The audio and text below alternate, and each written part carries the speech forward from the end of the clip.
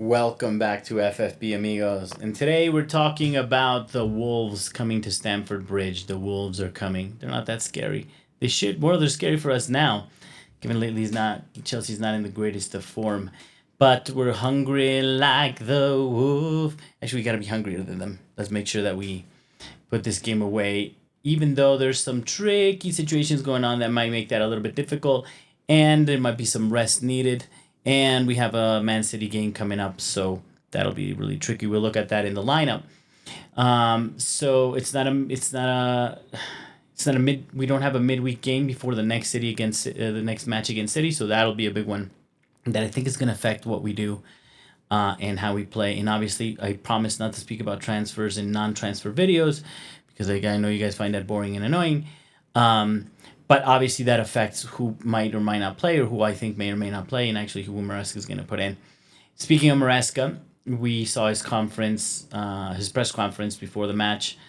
Interesting one, I guess. They could work out. They need a little compressor for the audio when they do that. So somebody at Chelsea, if you're listening to this, you'd set up that audio a little bit better. If poor little me can get a little audio compressor for these videos, certainly you can for the press conferences.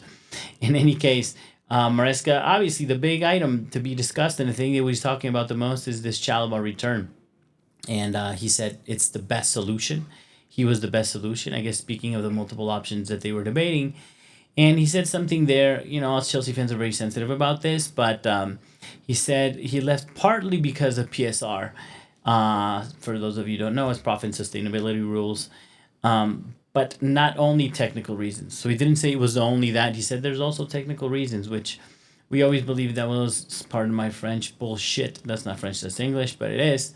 I think we knew by then he was a better player than many that were left in the squad. I don't think it's just PSR rule reasons, but financial reasons. And that's something that a lot of us Chelsea fans have to wrap around our dumb heads, man. We've got this model going on, and that's why we're not going to bring Mbappe or anything crazy or large salaries or older players and we're going to sell the talent. And the rules of the game are forcing teams, as you see. Other teams are also looking, that's why they speak of Kobe Mainu being sold as well and Manchester United because of the pure profit thing. And we suffered that already with Gallagher, and we tried to kick out Trev, but thank God he's back for now. What is sad, but I want to get into it. Which is sad is that there's a scenario where he does really well, and we still might sell him at the end of the season. So whatever. In any case, he said that he's settled back in really quickly. Obviously, he's a Cobham kid, and he knows the club better than Maresca, which absolutely he does. And he says he hopes he plays soon to make him happy, whatever the hell that means. So I think he's gonna play him, and if they do, I think the crowd's gonna start clamoring for him to come in. And those of you going to Stamford Bridge, you don't need me to ask you this because you're going to do it. But in case you weren't thinking of it, if they can get some signs, some banners out there for him, and please make him feel welcome. We need him and we love him, so make sure he feels the love. The only tricky thing, I don't say the only tricky thing, but the scariest thing about this press conference was he said the following: Palmer, Colwill, Enzo, and Lavia did not train today, that they are in doubt, were his words. And Palmer with an ankle injury, that he got to the kick. He got to the kick in the game.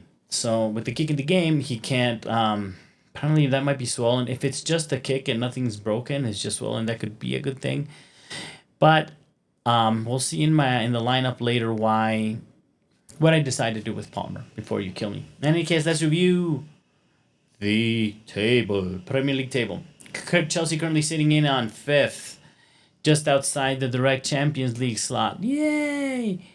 And then there's other games happening, as you can see in the table, that'll affect us. Forest, man, again, congratulations, Forest. Nuno Espiritu Santo, name of the Holy Spirit, Nintendo Entertainment System. Nuno Espiritu Santo is doing an amazing job at Nottingham Forest, and they're solidly in position ahead of us.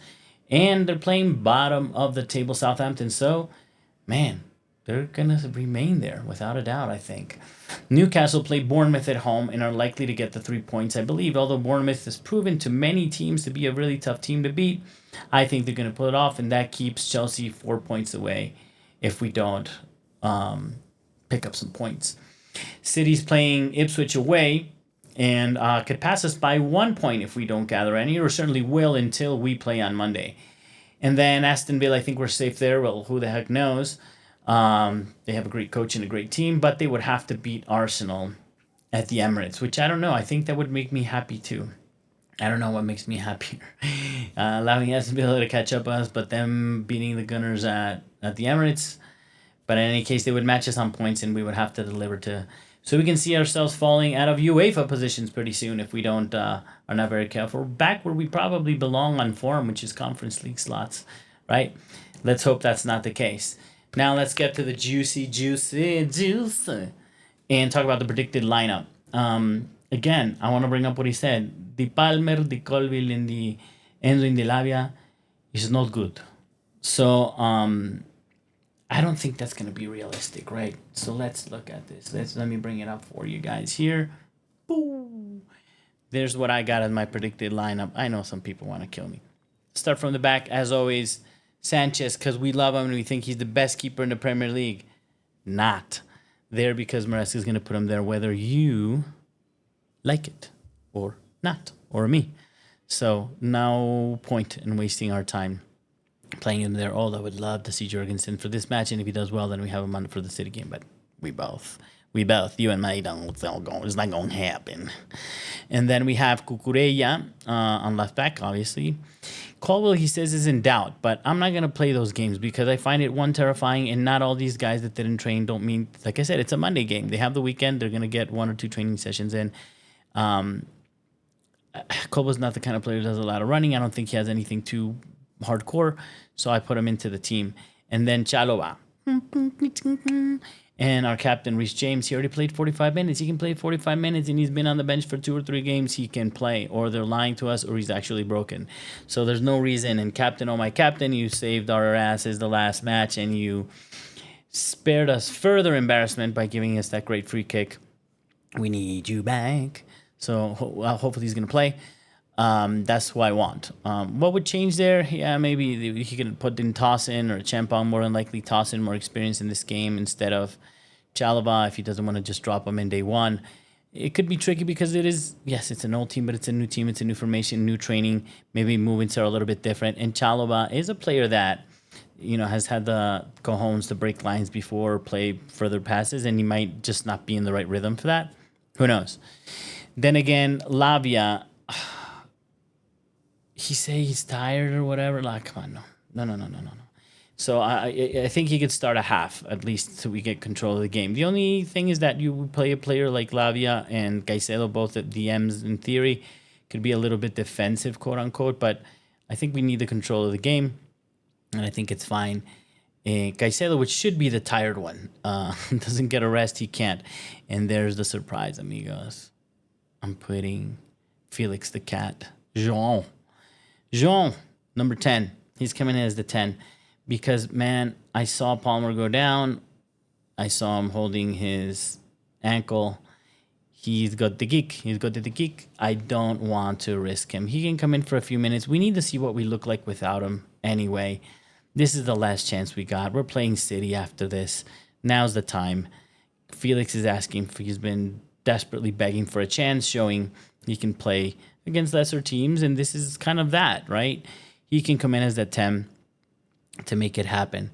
Then Sancho on the left, because that's his boy. We know with Maresca, Jackson on the 9. And Madueke. Why are you putting Madueke? Not playing Neto or whatever. You know why? Because I said so, boo. No. Because he had a hat trick the last time we played against Wolves, and I got those feels. You got those feels. Football has these things, and that's why Palmer needs to be fit to be like the ex-player curse against City, right? Again, in any case, so I think unless Noni's being a bad boy, which I think that's what that whole training thing is about, and not being on time or whatever crapple. If none of that happens, I think you'll give him a little bit of a run in this game. And I think those are the players that will change, which kind of sucks because the only changes that we make is like for like, pretty much. So we'll put in Gusto instead of James, or we'll put Neto instead of Madueke later in the game.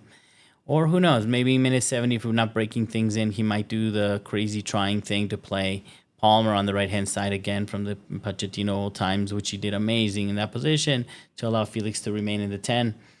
Or who the hell knows? Because I think Nkunku's not going to play because it's not on form, and they're talking about him leaving and all that good stuff. So I think that's where we land on this for now. Then what's the prediction, man? What's the match prediction? I've been pretty close to right all these games, and I've been right about one main thing. And that one main thing has been we're going to get scored on. So Chelsea, in order to guarantee a win, needs 3 goals on form and sort of what's been happening with Chelsea collapses. I think that this will stop this game because it's crazy. But, and last time against Wolf, we kind of collapsed too. It's just that we took the shot. We scored poop load. It was a tennis match score that game. And but, defensively we got hit. I think it was 2 goals that they scored. So that sort of prediction, or whatever you want to call it, that we need at least 3 goals to guarantee a win, I think is certainly still, man, so sad to say, so annoying, but I think it's the case. So we're going to take 1. I think that's the best we can do, especially because Colwill might not play. Chalobah is new. And maybe we can play Lavia, maybe, but defensively we might be a little vulnerable on the counter, as Chelsea always is, but even worse with new players and some changes. So I'm going to say we're going to eat 1, and Chelsea need to score the 3 to win, because I think it's a confidence thing too, and we need those 2 before the 70th minute, I would say, at least. And then if Wolves come out, then we can do them on a counter, so it ends up 3-1, hopefully, rather than 3-2. But that's my prediction. Chelsea, 3-1. Final answer. Let me know what you guys think in the comments. Am I a crazy person for saying Palmer shouldn't play? That's my main one. And what are your match predictions? And again, let's not talk about transfers now. Let's stick to those questions for today. Another video. I think I'm going to watch this. The fun thing about having Chelsea play on the Monday is that I get to watch maybe City to see what we're going to face in the next match, and see what the hell Nottingham Forest is doing right, and then some other pretty interesting games that might be out there to play. I'd love Villa against Arsenal. That'd be a really fun game to watch. So I might make a video of one of those games for you, especially from the point of view of Chelsea fans, and see how it concerns us or affects us, or just for fun. So I'll be making those videos. Please look out. Please like, comment, subscribe. And as always, to all the Chelsea fans, and hopefully one day I'll have Chelsea players watching me too, come on, you Blues.